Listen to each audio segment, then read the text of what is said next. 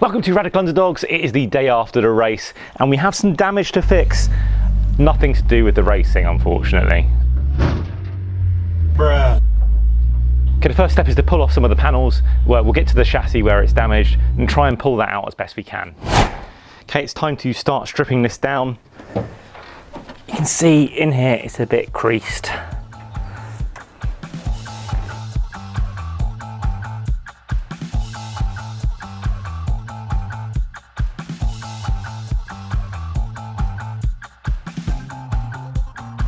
Okay, with all the bumper and the crash bar off, you can certainly see the damage from a very low speed accident. Just a very low speed accident with an immovable object tends to cause a bit more damage than if it were a bit more compliant.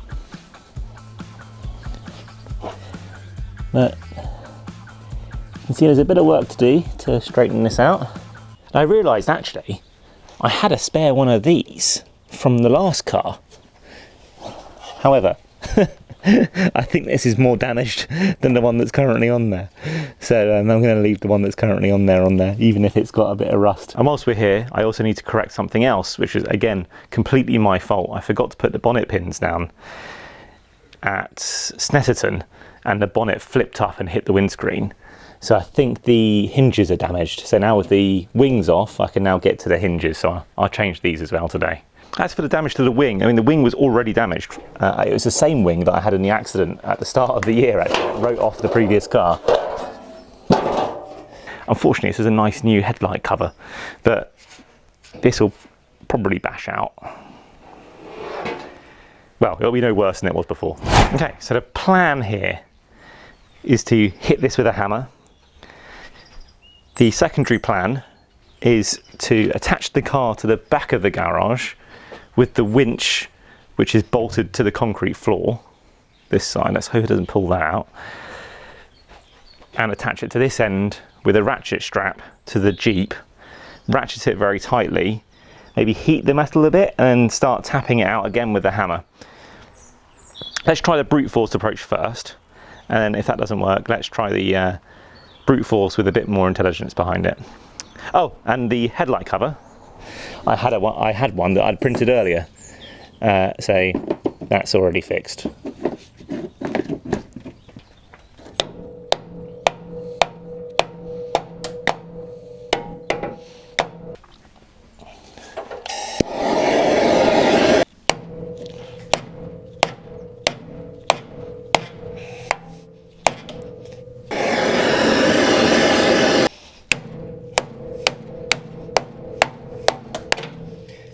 So I've made a little bit of progress, not as much as I'd have liked, but again, I'm going to damage this bit here if I end up doing much more here.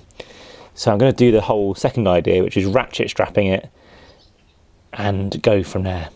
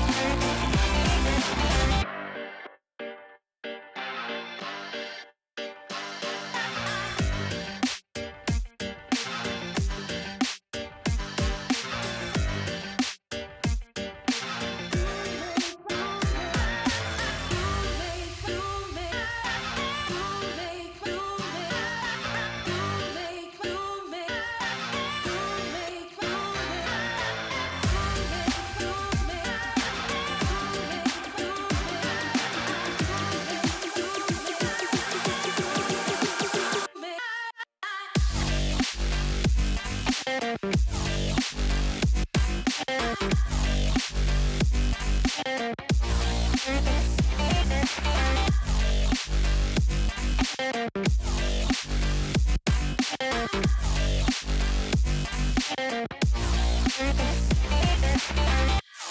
we have it, the end product.